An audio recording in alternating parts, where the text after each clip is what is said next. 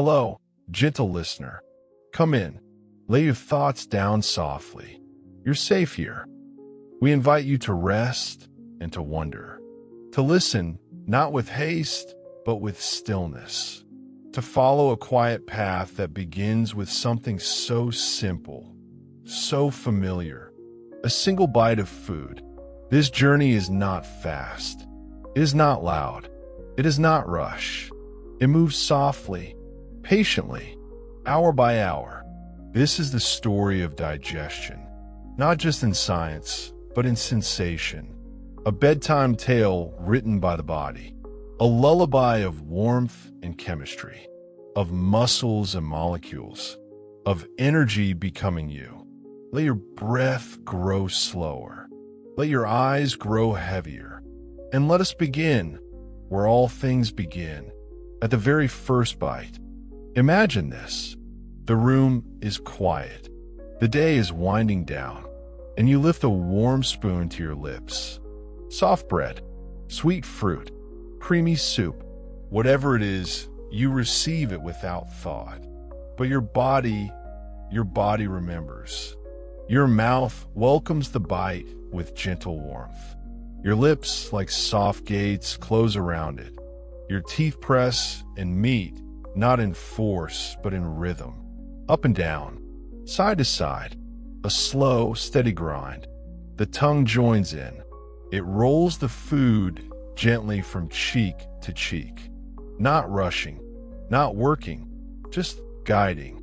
And beneath it all, like the hush of rain tapping on leaves, saliva begins to bloom. Tiny glands awaken. Their secretions are watery and clean. They slide between the grains of food, softening, moistening, beginning the work that no eyes ever see. Inside that clear liquid are enzymes, tiny whispers of transformation. One is called amylase. It does not speak, but it begins a task older than memory, breaking long chains of starch into simpler sugar. Slowly, sweetly, secretly, chewing still slow, still calm. Each motion telling the body, I am eating. Be ready. There's no urgency. No need to finish fast. Digestion is not a race. It is a deep conversation between the mind and the body. And the first reply comes from the mouth. Saliva, such a quiet word, but within it lies an orchestra of calm preparation. 3 pairs of glands hum in harmony. The parotid near your cheeks, the submandibular under your jaw, and the sublingual resting beneath your tongue. Each drop of saliva cools and cushions the food. Each droplet contains a plan, a design drawn not in ink, but in molecules. The starches in your toast, the sugars in your apple, the grain in your rice, all begin to unravel here now. And yet, digestion is not all chemistry. It is sensation. It is the warmth on your tongue, the comfort of flavor, the slow ease of chewing in peace. Your tongue, nimble and wise, shapes the chewed food into a small, round parcel. A bolus, soft, ready, complete. It holds no sharp edges. It is a gentle sphere of nourishment, bathed in enzymes, softened by motion. Now, with a final press of the tongue, the bolus moves to the back of the throat. The body listens and swallows.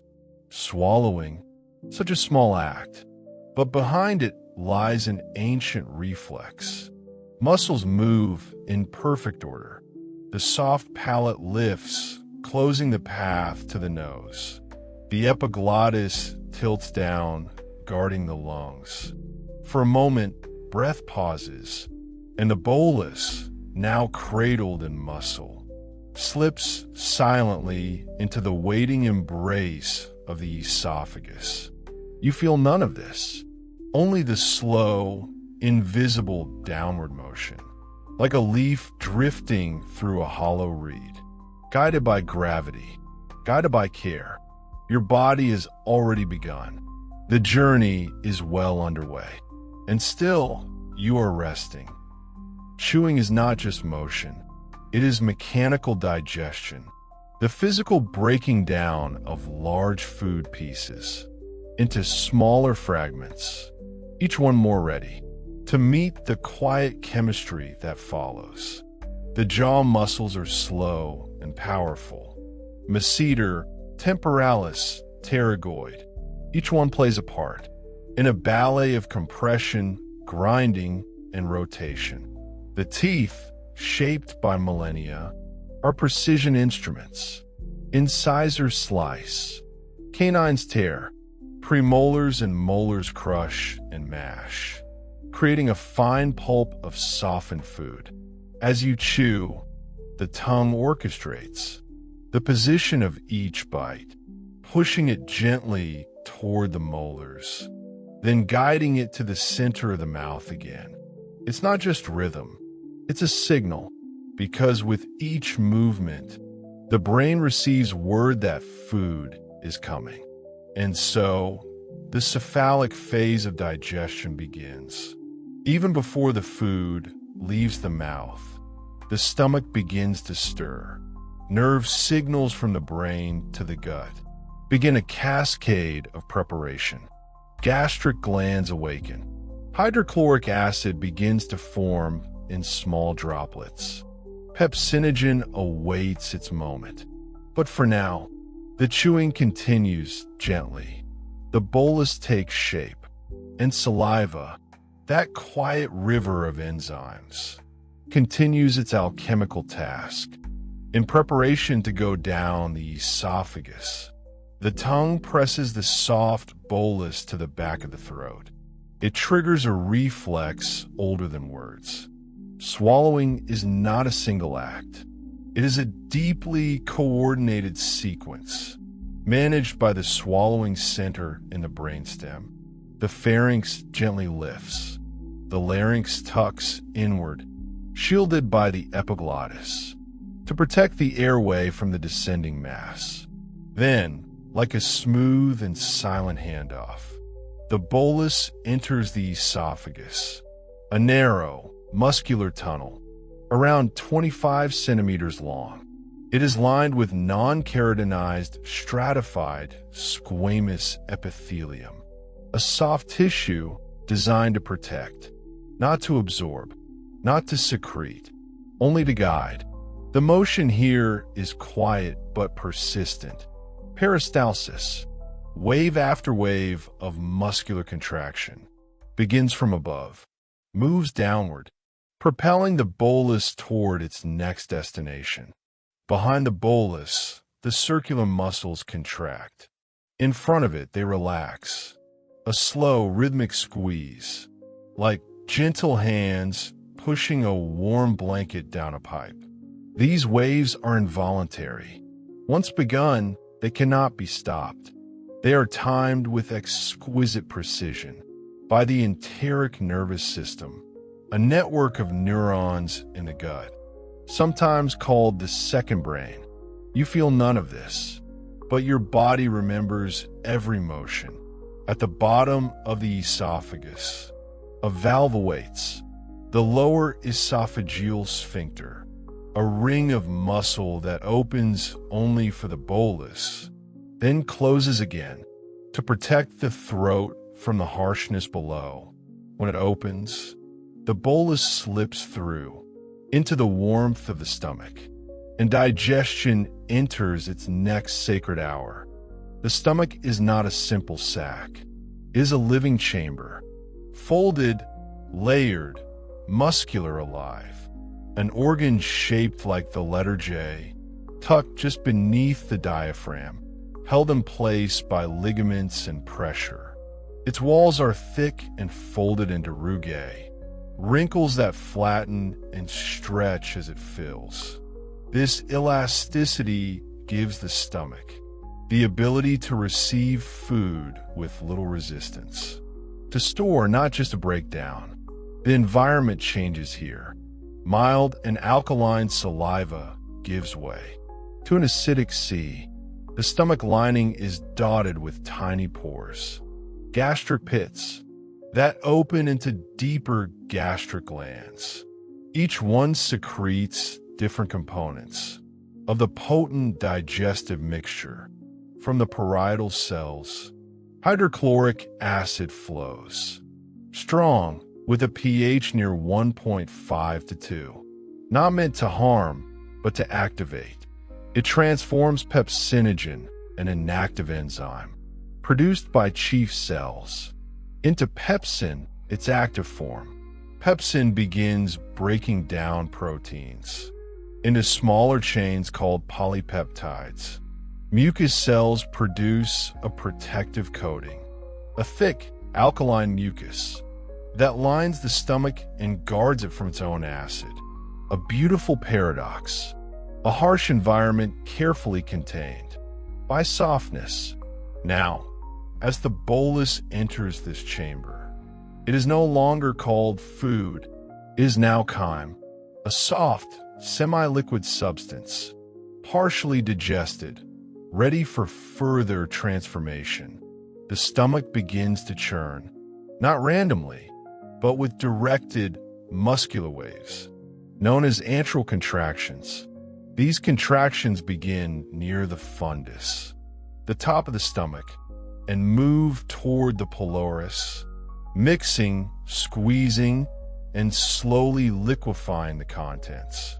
Some of the chyme is held back, pressing gently against the pyloric sphincter, which opens only in pulses, releasing chyme into the small intestine, a few milliliters at a time.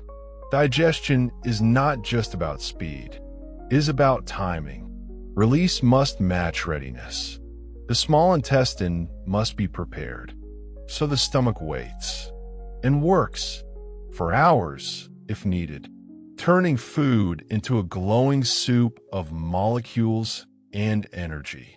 And in this hour, the gastric phase of digestion is in full bloom.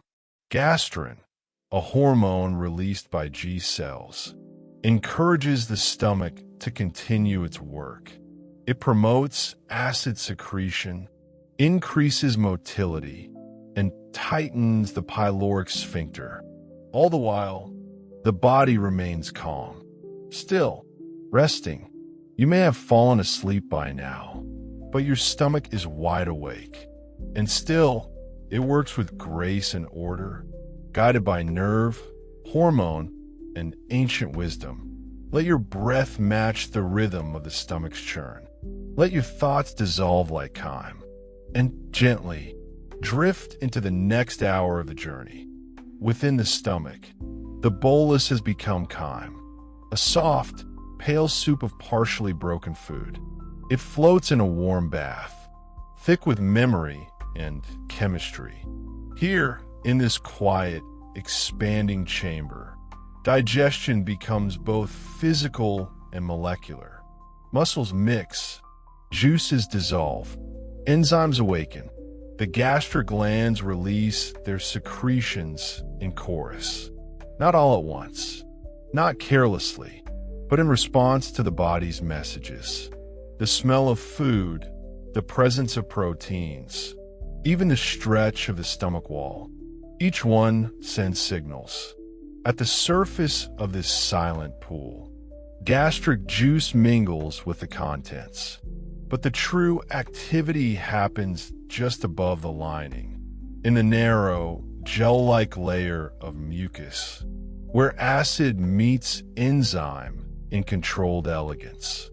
Hydrochloric acid, secreted by parietal cells, creates the low pH needed to unfold proteins, not to digest them completely, but to prepare them, to unwind their tightly coiled structures, to denature them gently, like silk unraveling in warm water.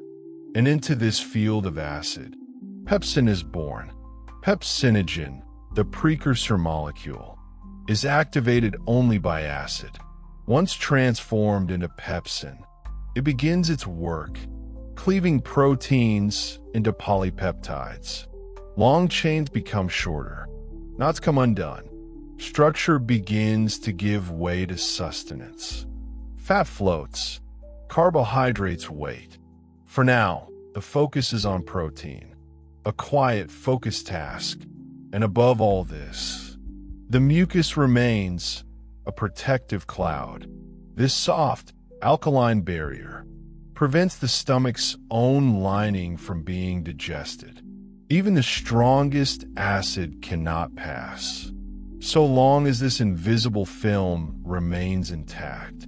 This is the stomach's paradox. It holds power, but uses it with great care.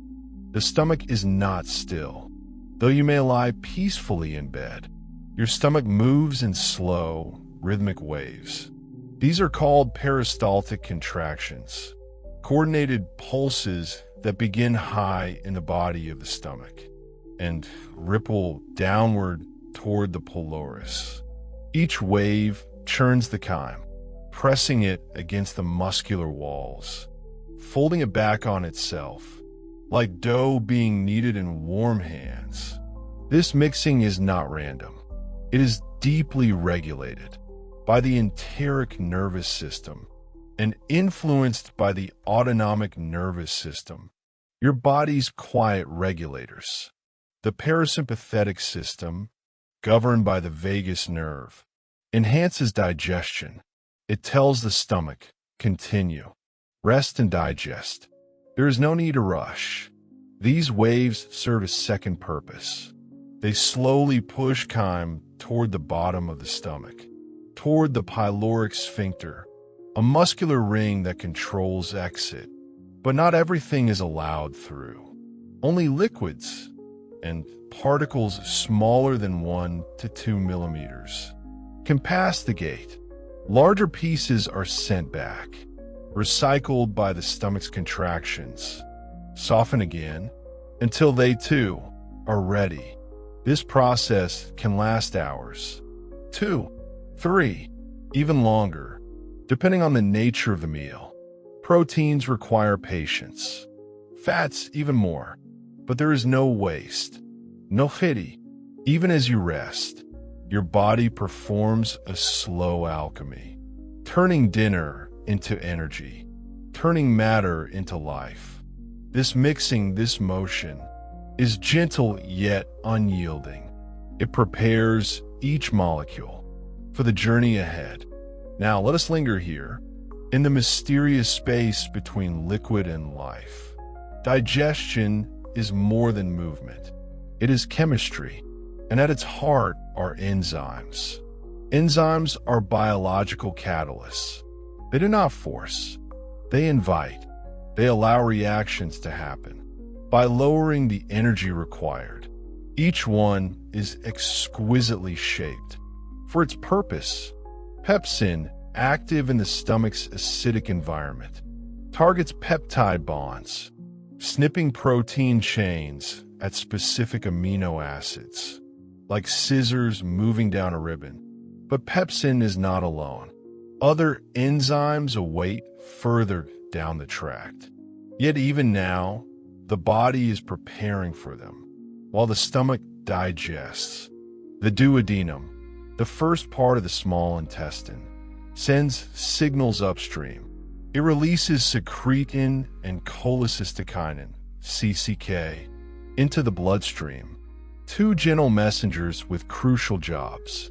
Secretin tells the pancreas, soon, acid is coming. Prepare bicarbonate, a soothing base, to neutralize the chyme before it reaches the delicate walls of the intestine. CCK has another task, to tell the gallbladder to contract, to release bile, a golden-green fluid made by the liver, stored in stillness until needed. Though none of these things have yet happened, the instructions are being written now. With each protein, each lipid, each carbohydrate that enters the stomach, the next stage is quietly summoned. This anticipation, this preparatory grace, is called the intestinal phase of digestion. It begins before chyme leaves the stomach.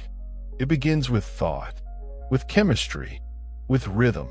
The enzymes of the small intestine cannot work in acid, so the stomach must release its contents slowly, in carefully measured portions, ensuring that every drop is buffered, every enzyme protected. The pyloric sphincter opens gently. A few milliliters of chyme enter the duodenum. Then the gate closes, and the process pauses. Enzymes will meet nutrients there. New transformations will begin, but that is still to come. For now, we dwell in the stomach, in the chemistry of patience. Let your breath move like a peristaltic wave, slow, quiet, repeated, and listen for the wisdom in silence. The stomach is nearly done, but digestion has only just begun. Proteins are ancient. Their coils tell the stories of cells, of muscles, skin, blood, and enzymes themselves. They are folded marvels, each twist and curl protecting a purpose. And now, in the stomach's gentle acid bath, those folds begin to loosen. This is called denaturation. Hydrogen bonds that once held proteins in graceful spirals begin to break apart, not with violence, but with steady chemical unraveling. A protein, perhaps from a soft piece of fish, once curled into a compact helix, now stretches out like ribbon in warm rain. And now comes pepsin, the stomach's proteolytic guardian, an enzyme born only in low pH, whose job is specific, silent, and sure. Pepsin cleaves peptide bonds, but not just any. It favors those beside aromatic amino acids, like phenylalanine, tryptophan, and tyrosine. These cuts form shorter polypeptides, snippets of the larger protein chain. The stomach doesn't finish the job. It is only the beginning.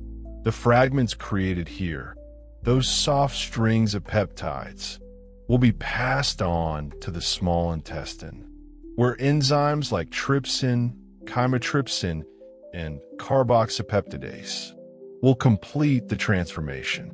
This stage process, begun in acid, completed in base, is a marvel of compartmentalization.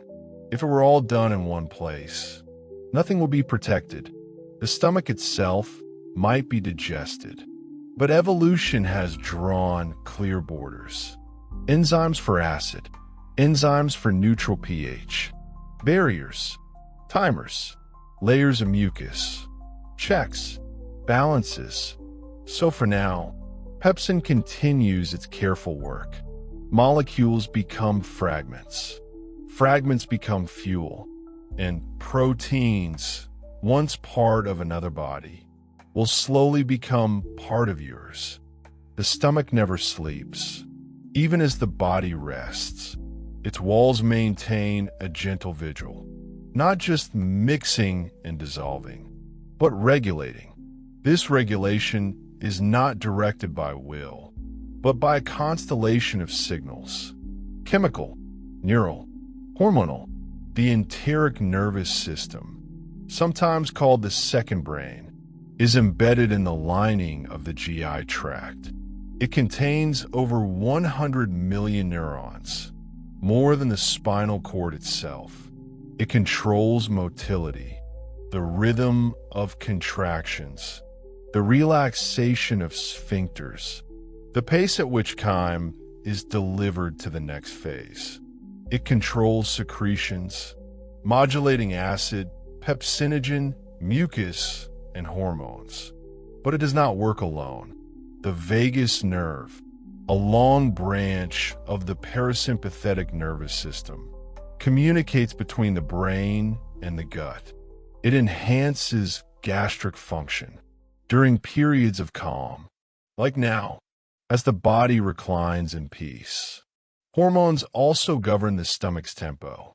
Gastrin, secreted by G cells in the gastric antrum, stimulates acid secretion. Its release is triggered by stomach stretching and by the presence of peptides and amino acids. Somatostatin, produced by D cells, acts as a gentle brake. It inhibits acid, pepsinogen, and gastrin itself, ensuring that secretion doesn't overshoot the need. The stomach is not chaotic. It is finely tuned, a chemical chamber with real-time feedback, an organ of both power and balance. Its layers are built for this mission. The mucosa, with its pits and glands, does the work of secretion and absorption. The submucosa holds blood vessels, lymphatics, and nerves. The muscularis externa provides the waves, longitudinal, circular, and oblique, that move and churn the contents. And finally, the serosa, the smooth outer membrane that wraps the stomach in protective calm. This is a chamber of digestion, but also a chamber of waiting. The stomach knows when chyme is ready. It sensors red osmolarity, pH, nutrient density, and mechanical tension.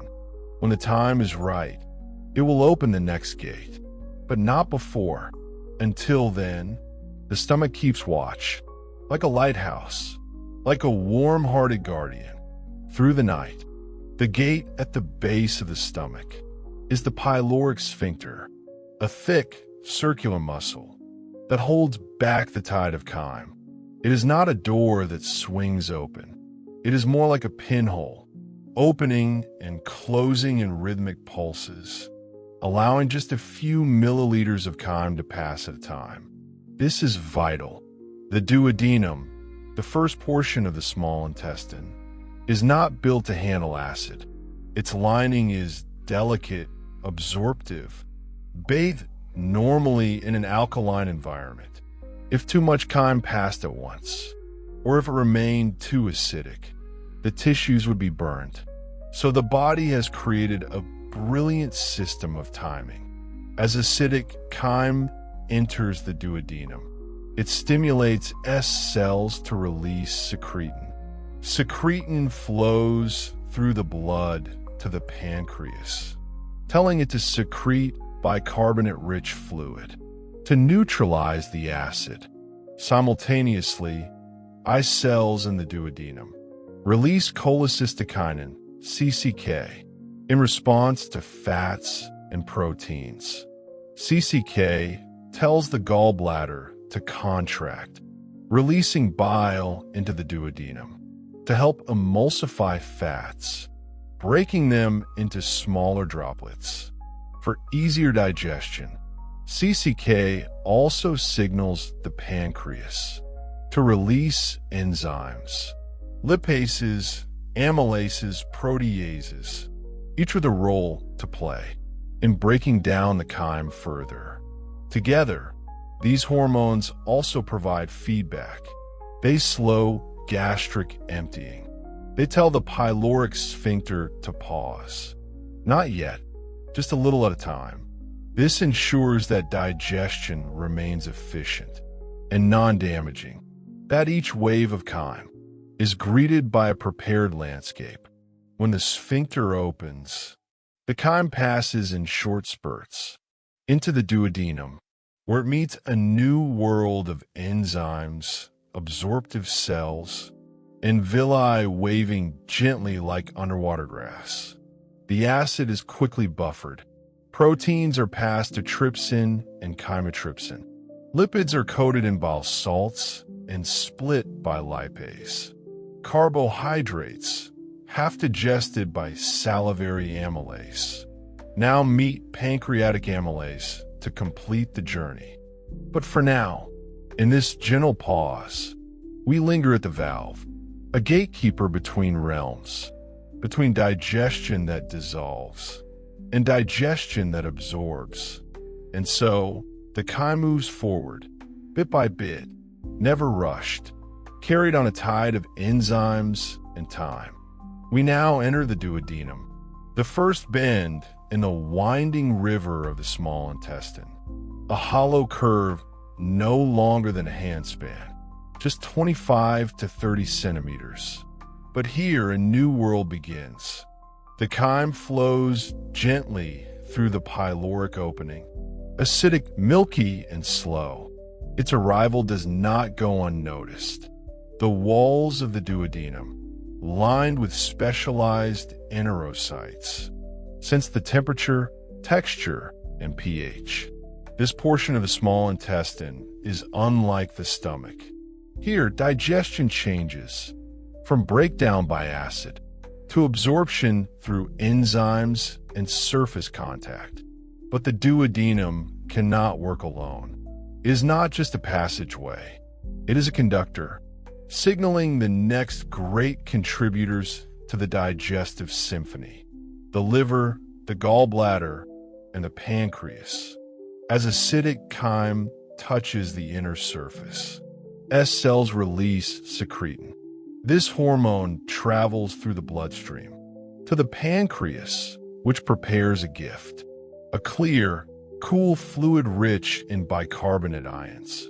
These ions neutralize the stomach acid, raising the pH from around 2 to a gentle 6.5 to 7.5. A perfect environment for the enzymes of the small intestine to flourish.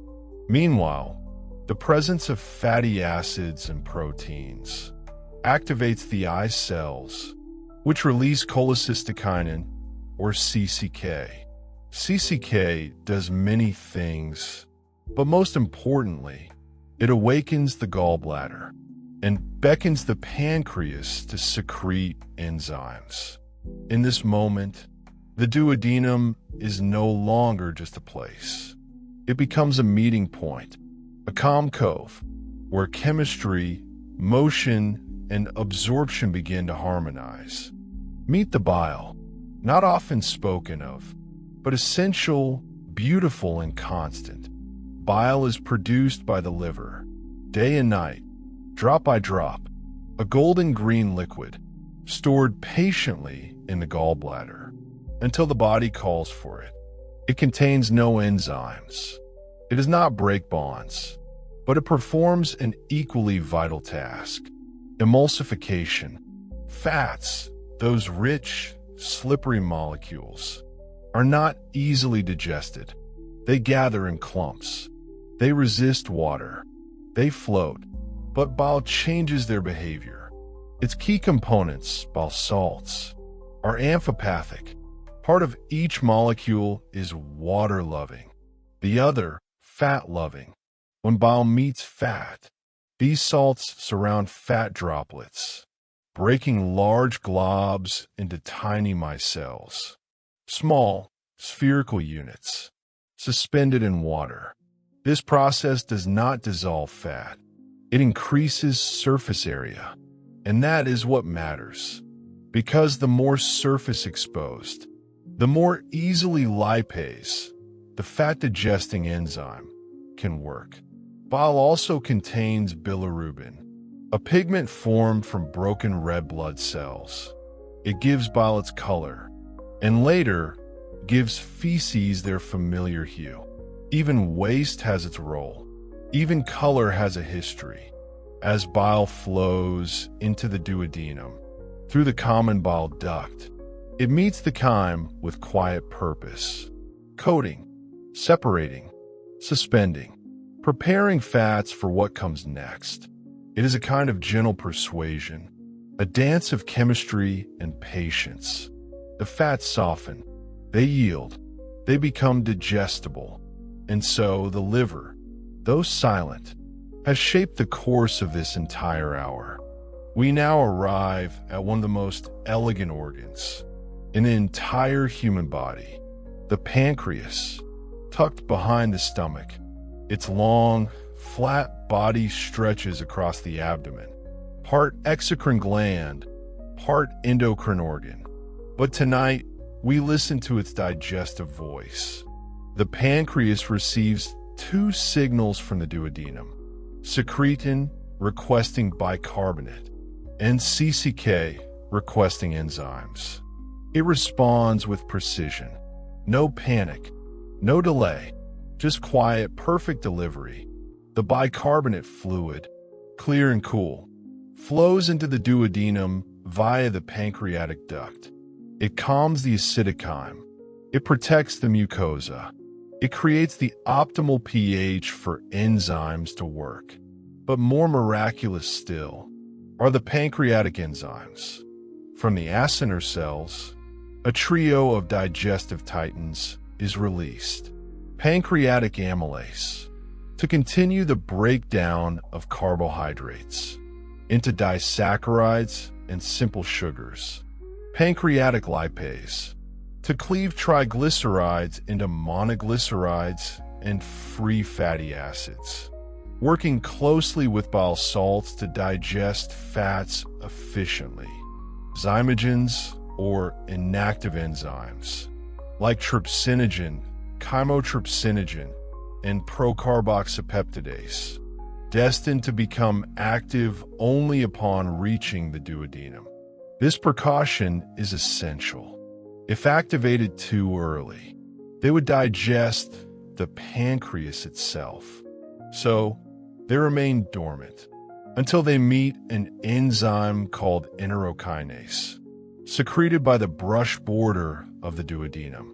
Enterokinase converts trypsinogen into trypsin.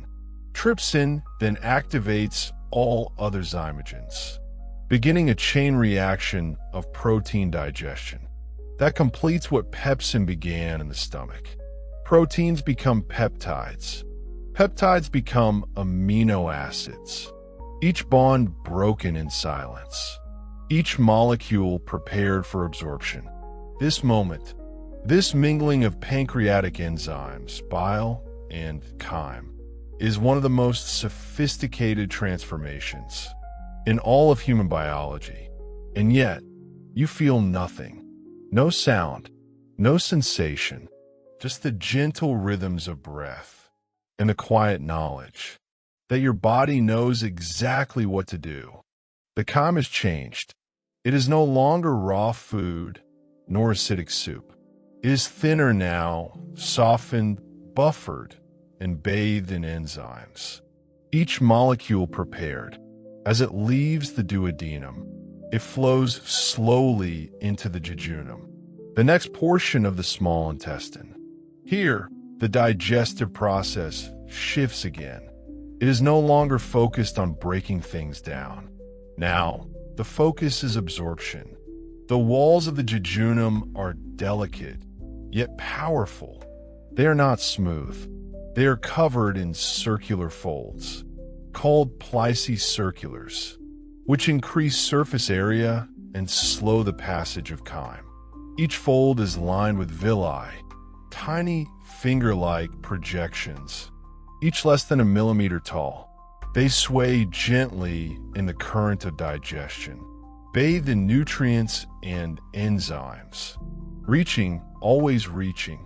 And on each villus, there are even smaller structures, microvilli, microscopic extensions of the enterocyte membranes. Together, they form what's known as the brush border, a name that evokes softness, but holds incredible efficiency. This brush border is not passive. It houses enzymes embedded in the cell membrane. Enzymes like maltase, lactase, and peptidase that complete the final stages of digestion. Right before absorption, carbohydrates are broken into monosaccharides, glucose, fructose, galactose, proteins into amino acids and short peptides, fats into monoglycerides and free fatty acids.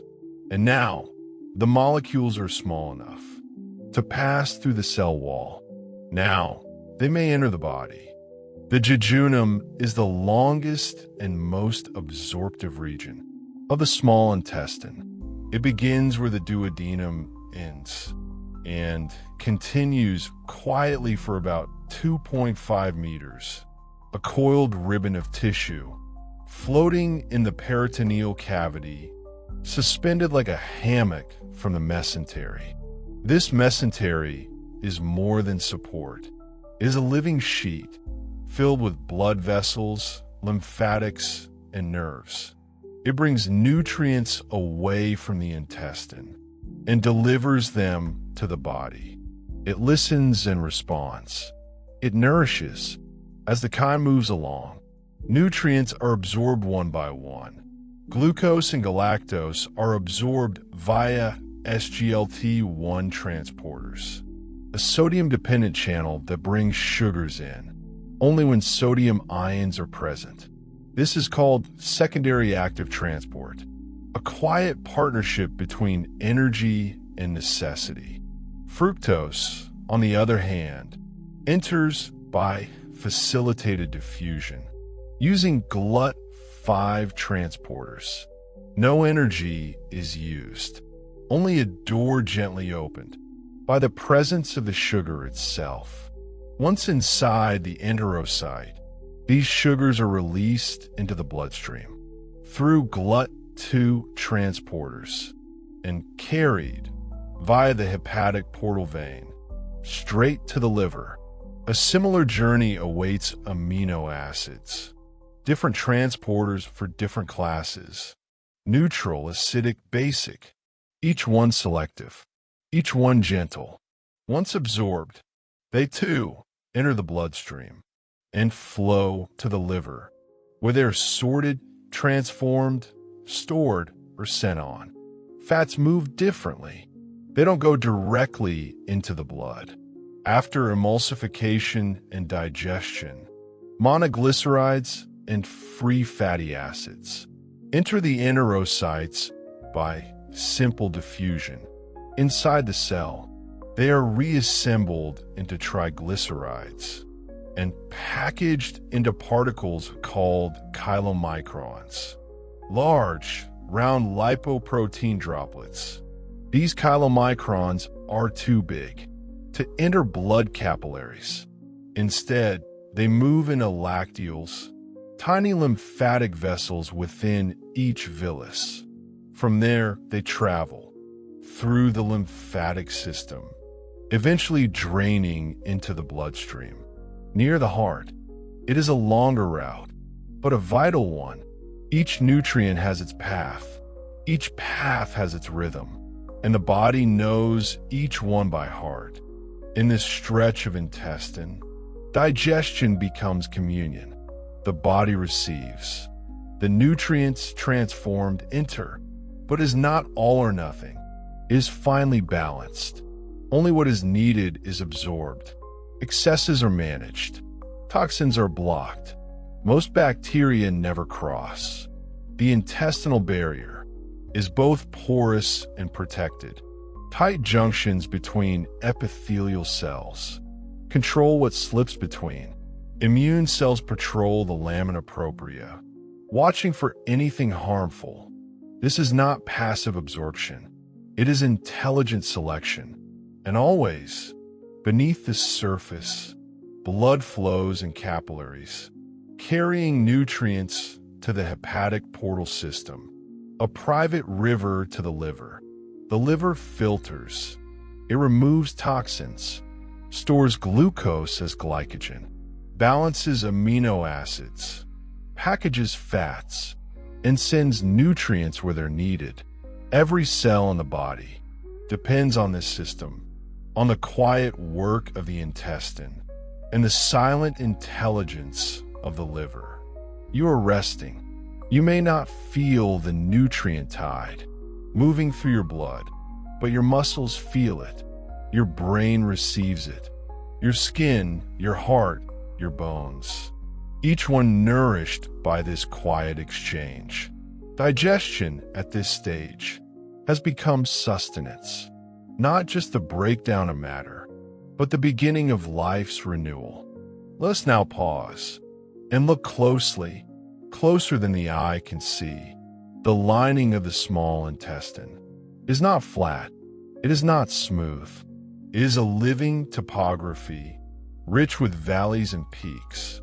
We have seen the villi, those tiny finger-like projections, rising from the plicae circulars, folds that slow and swirl the chyme, giving time for contact. But now we go deeper still, to the microvilli. These are even smaller extensions, found on the surface of each enterocyte, the absorptive cells that make up the villi. Each microvillus is just 1/1000th of a millimeter wide, but together they form a dense layer, the brush border. Imagine standing in a vast forest at dawn. Each microvillus is a tree, each villus a hill, and this entire landscape, millions of hills, billions of trees, is designed for one quiet task: to absorb. Surface area is everything here. If the intestine were a smooth tube, it might cover half a square meter. But with all its folds, villi, and microvilli, it has a surface area of 200 to 300 square meters, larger than a tennis court. This is where food truly becomes part of you. Embedded in the brush border are enzymes: lactase to digest milk sugar, sucrase for table sugar, maltase for malt sugars, peptidases for the final steps of protein digestion. When nutrients touch these enzymes, the last chemical bonds are broken. Glucose becomes available. Amino acids are freed. Nucleotides are split. And now, absorption can begin. Each enterocyte absorbs and releases thousands of molecules per second. Yet all of it happens without sound, without strain, just a quiet forest drawing in the morning light. As digestion continues, the chyme moves deeper, entering the final segment of the small intestine, the ileum, if the duodenum was the lab, and the jejunum the harvest field. Then the ileum is the storehouse. It specializes in collecting what the others left behind. The ileum is also long, about 3 meters, and it absorbs the stragglers. Vitamin B2, bound to intrinsic factor, while salts to be returned to the liver.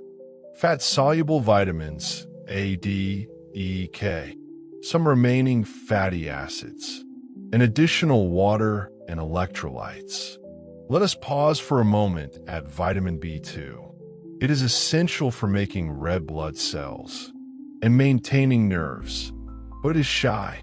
It cannot be absorbed without help. It binds to a protein called intrinsic factor, secreted by the parietal cells of the stomach.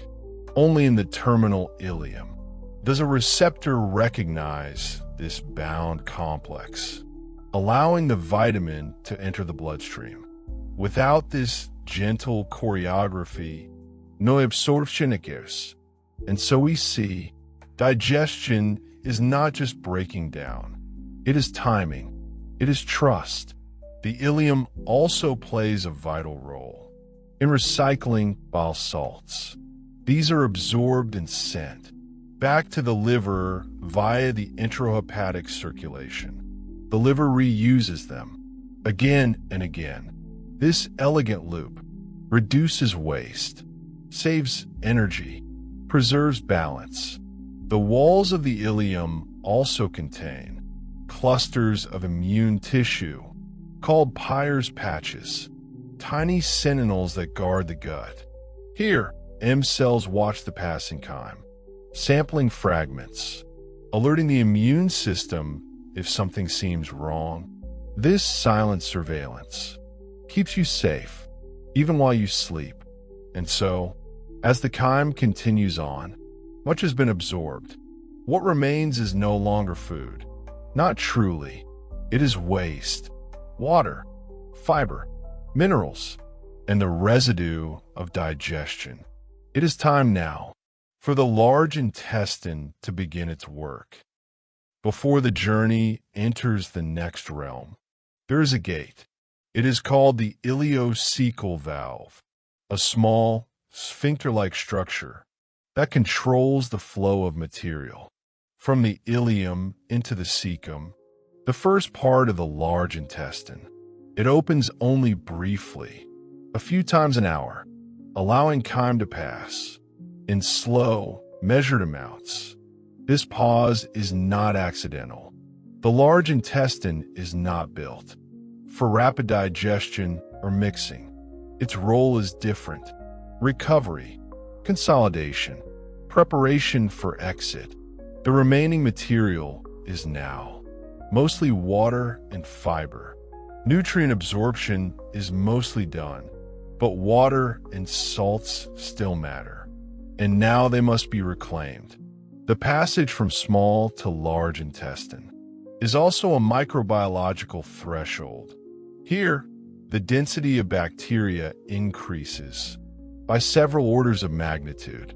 The small intestine has only light colonization, but the large intestine, especially the colon, is home to trillions of microbes, a thriving community. And so, this transition is guarded. Backflow must be prevented. Bacteria must not re-enter the small intestine. The ileocecal valve ensures this. It protects the nutrient garden from the compost pile beyond. And so, the chyme waits its turn. Slowly, patiently, it passes through. By now, nearly 90% of nutrients have been absorbed. The job is nearly done, but not completely. The large intestine has its wisdom too. Its slowness is deliberate. Its silence, purposeful. It is the place where water returns to the body, where gut flora feast, where what was once food becomes something else entirely. But for now, as you breathe, as you rest, let your thoughts remain in the ileum. Allons, naho passage, a place of final gifts, where the last drops of nourishment are gathered before the night turns to closure. The chyme has passed the gate. The ileocecal valve closes softly behind it. Now, the final passage begins. Here lies the large intestine, also called the colon, a wider, slower tube, about 1.5 meters long, shaped not for digestion, but for recovery, consolidation, and balance. The first stop is the cecum, a pouch-like beginning, tucked into the lower right abdomen. Above it, the ascending colon rises, then bends to become the transverse colon, then turns again, down the descending colon, into the sigmoid, and finally, to the rectum. Unlike the small intestine, there are no villi here, no brush border, no enzymatic flood. Instead, the large intestine moves slowly and with great precision. Its job is to reclaim water, electrolytes, minerals, and to begin a different kind of digestion, not by your body, but by the trillions of microorganisms that live within it. This is a quieter world, but not empty, not forgotten. It is a place of endings and of transformation. The chyme, now entering the colon, is still soft, still full of water. But here, that will change. The walls of the colon absorb water with quiet elegance, not through force, but through osmotic gradients and ion transporters. Sodium ions are actively transported inward.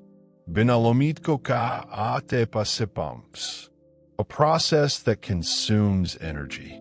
As sodium moves, chloride ions often follow.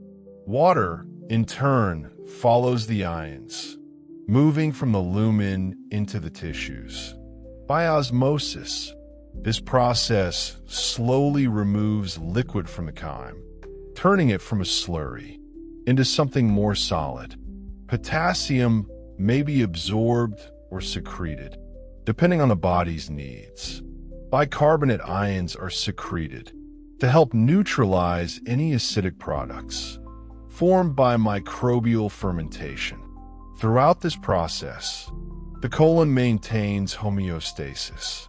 If too much water is absorbed, the stool becomes hard, constipated. If too little, it remains soft. Too fast, loose. The balance is delicate, yet the colon manages it with grace. Even now, as you lie still in sleep, millions of cells are working in silence to bring water back into your body, to preserve hydration, to steady blood volume, to nourish organs far away. This isn't waste. It's resourcefulness. The colon is not passive. It is wise. And now, perhaps the most magical moment of all, we meet the gut microbiome. The colon is home to over 100 trillion bacteria, thousands of species, millions of genes living inside you, helping you, speaking to your body in chemical whispers. This is not contamination. This is coexistence. From the moment you were born, microbes began to populate your gut, passed on by mother, milk, skin, earth, food. Now, they outnumber your own cells by nearly 2 to 1. They live mostly in the colon, because here there is time. Here there is substrate, undigested fibers, resistant starches, plant cell walls, mucins. To you, these were indigestible. To them, they are feast. The bacteria in your colon perform fermentation, breaking down complex carbohydrates in anaerobic conditions, meaning without oxygen. They produce gases, carbon dioxide, methane, hydrogen. But more importantly, they produce short-chain fatty acids, SCFAs, butyrate, fuel for colon cells, acetate, absorbed and sent to the liver, propionate, involved in gluconeogenesis. These SCFAs nourish your gut. They reduce inflammation, modulate your immune system. They even speak to your brain through nerves, hormones, and the blood. You may never feel it. You may never notice. But your microbes are helping you think, helping you feel calm, helping you sleep. They protect you from pathogens, produce vitamin K and some B vitamins, regulate fat storage, and train the immune system. They are not guests. They are residents, and your well-being depends on their peace. Fiber, the part of food we do not digest, is their favorite offering. It feeds them. They feed us. The colon is not just a place of elimination. It is a place of mutualism, a microbial harmony, a living forest of tiny life forms, tending the edges of your health. And as the chyme moves forward, slowing, thickening, quieting, the work of the microbes continues. They shape what is to come. They shape what is to leave. And soon, we will arrive at that final resting chamber, the rectum, but not yet. Let's rest here a while, in the warm, slow depths of the colon, among the bacteria, among the harvesters, among the quiet. The large intestine has done its work. Water has been reclaimed, salts returned to the blood, and the last fibers have been gently fermented. Now, what remains begins to take on a new identity. No longer chyme, no longer food. It is becoming feces, a soft, form mass, built from the leftovers of life. Its texture depends on many things. How much fiber you ate, how long it spent in the colon, how well your body reabsorbed water. Its composition is more complex than most imagine. About 75% water and 25% solids.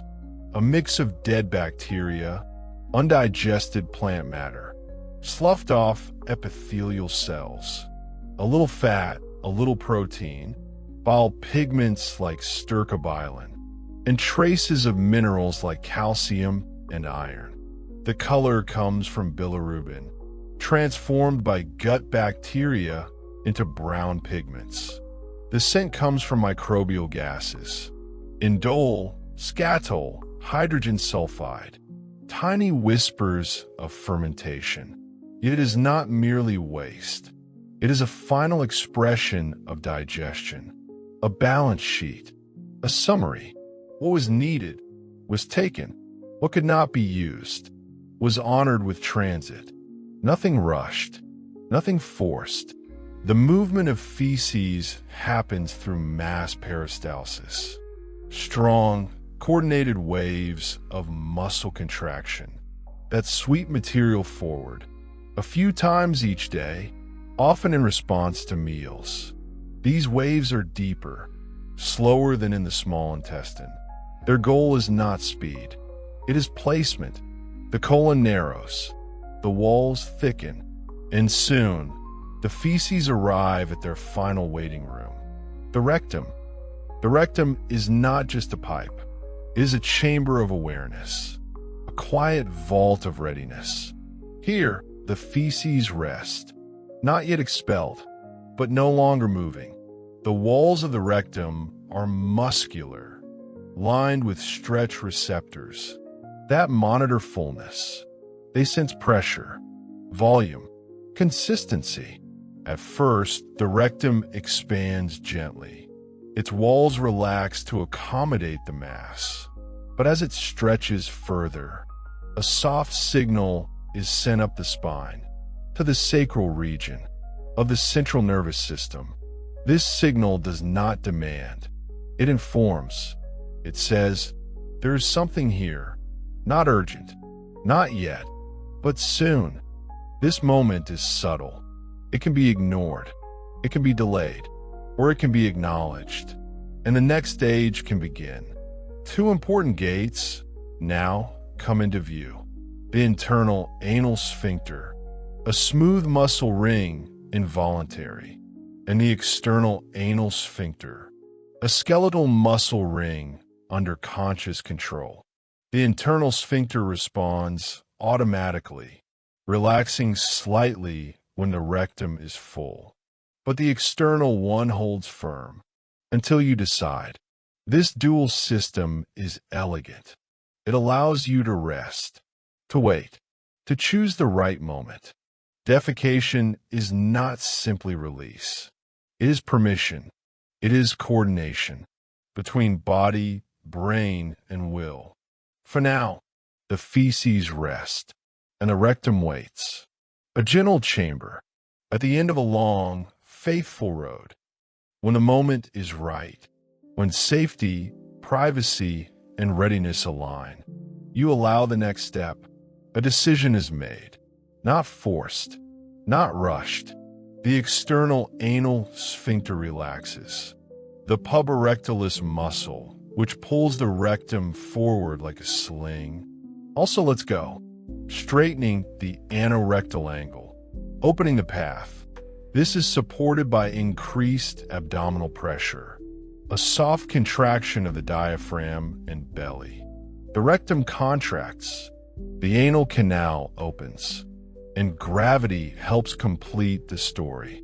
Feces pass gently out of the body, carried by the rhythm of muscle, the geometry of the pelvis, the wisdom of the nerves. And now, the digestive journey is complete. From bite to bathroom, the food you ate has been tasted, chewed, swallowed, dissolved, sorted, absorbed, filtered, recycled, and finally released. The body wastes nothing. Even in elimination, there's balance. Defecation is not a failure of digestion. It is its success. It is the respectful return of what could not be used. And afterward, the internal sphincter closes again. The rectum returns to rest.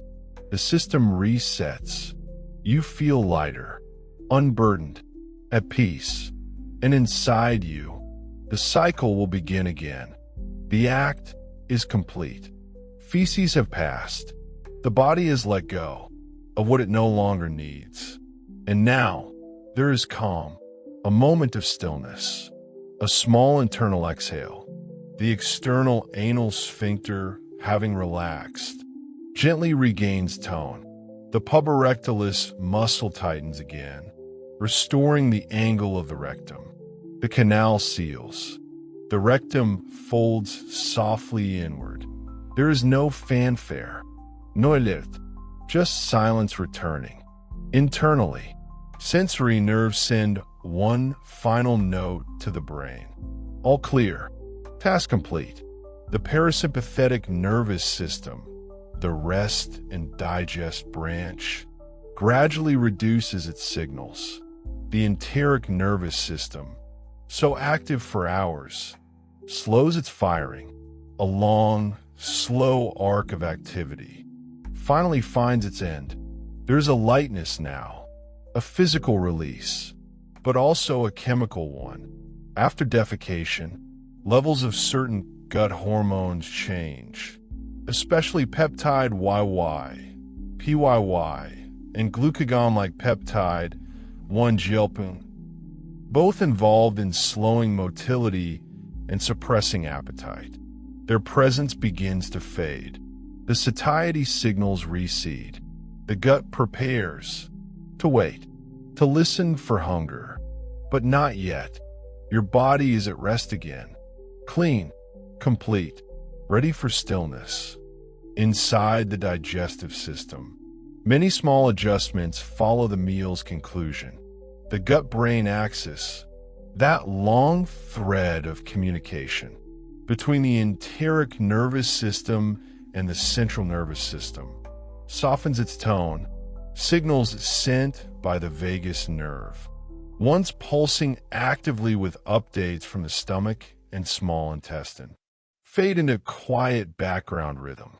Appetite-suppressing hormones, like cholecystokinin, CCK, and leptin, gradually fall. Ghrelin, the hunger hormone, which had disappeared during digestion, remains low for now. But later, as time passes, it will rise again, a tide preparing to return. The microbiome, too, finds balance. For hours, bacteria in the colon were fed by fibers and resistant starches. They fermented, released gases, and shaped your stool. Now, with less substrate available, they become still, not silent, never that, but steady. Certain species begin to shift their metabolism. They focus on mucin, a glycoprotein secreted by your intestinal cells, which they nibble gently in lean times. This stimulates the production of butyrate, fuel for your colonocytes. Other species go dormant, waiting for the next wave of food. Their life is timed with yours. This period of fasting between meals is not an absence. It is a recalibration, a restoration, and the gut is not alone in this.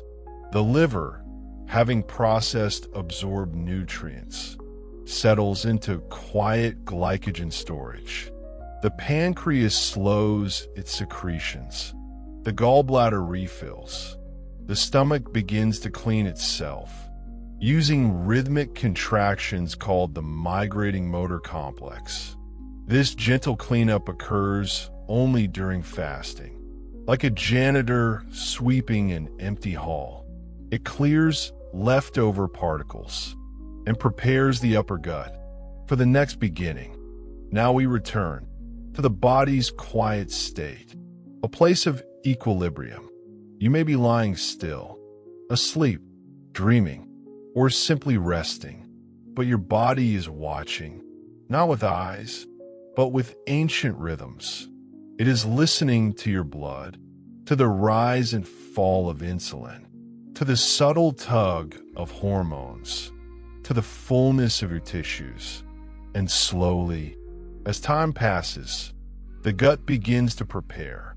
The cephalic phase of digestion, the one triggered by thought, scent, memory, is not active now, but is sleeping nearby. ready to wake. When the next hunger stirs, the salivary glands, long dormant since chewing ended, will pulse again. The gastric mucosa will resume its acid secretions. The liver will receive hormonal instructions. The microbiome will stretch, stirring from dormancy. The enteric nervous system, like a conductor lifting a baton, will prepare for the next performance. But not yet. For now, everything is still. The mouth is closed. The stomach is light. The intestine silent. And the memory of digestion, its complexity, its grace, its layered conversations between organs, enzymes, nerves, and microbes, rest within you. You may not recall each part, but your body does. It has practiced this dance for thousands of meals, each one unique, each one complete. This moment between meals is part of the process, not a pause, but a necessary note in the rhythm of life. You're not empty.